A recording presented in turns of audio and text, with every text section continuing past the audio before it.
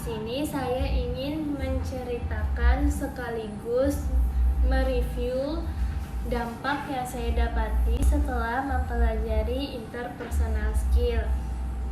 Oke, sebelumnya apa itu interpersonal skill? Interpersonal skill itu merupakan kemampuan seseorang untuk membangun hubungan yang baik dengan orang lain, di mana di dalamnya kita mampu untuk membangun tim itu bekerja sesuai dengan apa yang menjadi tujuan utamanya. Dampak yang saya dapati setelah mempelajari interpersonal skill itu yang pertama yaitu open mind. Ternyata interpersonal skill itu membantu kita untuk membuka pikiran kita, untuk memahami soft skill lebih dalam. Ternyata interpersonal skill atau soft skill itu penting untuk dipahami dan dipelajari dan dibangun, karena setiap orang itu ternyata memiliki interpersonal skill yang baik di dalam dirinya, namun yang penting mau dilatih dan diasah. Yang kedua itu ada Johari Window. Johari Window itu merupakan teori yang digunakan untuk membantu untuk memahami hubungan antara kita dengan orang lain, diri kita sendiri dengan orang lain. Oke. Yang ketiga itu ada 4 tipe dasar kepribadian manusia dan bagaimana cara kita untuk mengatasi kelemahan sesuai dengan tipe manusia masing-masing. Terus yang keempat ada berani membuat perubahan. Bagaimana cara kita untuk membuat perubahan, cara kita dapat menganalisis faktor apa yang menghambat perubahan itu tidak terlaksana. Terus yang kelima itu ada time management. Itu membantu kita untuk mengatur waktu kita menjadi lebih efektif. Dengan adanya time management kita bisa memanfaatkan waktu dengan sebaik-baiknya. Terus selanjutnya yang keenam itu ada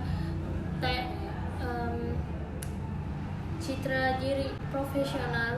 Itu maksudnya cara kita melatih soft skill kita untuk menjadi lebih profesional, karena di dalam interpersonal skill kita diajarkan etika dalam contohnya dalam berjalan, duduk, berbicara atau berkomunikasi, cara kita etika berbusana, etika berpakaian, dan etika makan pun ada. Selanjutnya itu ada kekuatan impian. Contohnya seperti Tuhan itu memberi setiap makan burung, tapi tidak dengan melempar makanannya ke dalam sarang. Jadi maksudnya kita juga kalau ingin menggapai cita-cita impian, kita harus mengejarnya, harus berusaha untuk menggapainya dengan cara memotivasi diri kita. Itu salah satunya meningkatkan potensi diri kita, itu juga, dan lain-lain. Selanjutnya itu ada cara berkomunikasi yang efektif, di mana kita di sini dalam interpersonal skill itu diajarkan untuk bagaimana kita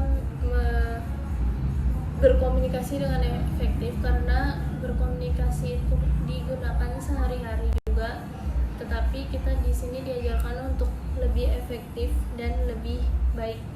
Dalam interpersonal skill juga yang terakhir kita bisa dapat mempelajari cara berpresentasi yang baik dan benar atau yang lebih efektif.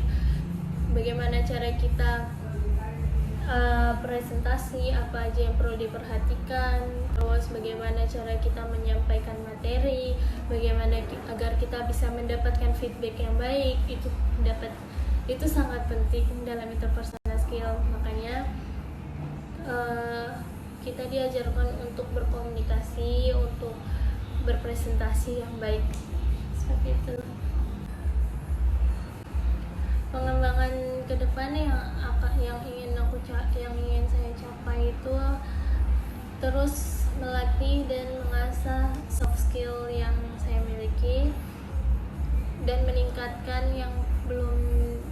bisa saya tingkatkan atau yang belum saya miliki atau masih memiliki kekurangan. Terus selanjutnya terus mengatur dan memanajemen waktu, melatih lagi cara saya untuk berkomunikasi dengan orang lain, cara saya memberi feedback, terus cara saya ingin terus memotivasi diri untuk menggapai impian saya. Sekian yang bisa saya sampaikan tentang dampak dari mempelajari interpersonal skill. Bila masih ada yang kurang atau masih ada yang belum dipahami, kalian bisa searching di Google juga. Kalian juga harus mempelajari interpersonal skill karena itu sangat penting. Terus melatih soft skill kalian. Terus bila masih ingin sharing bareng, kalian bisa klik link Instagram aku di bawah. Kita bisa sharing melalui DM. Sekian dari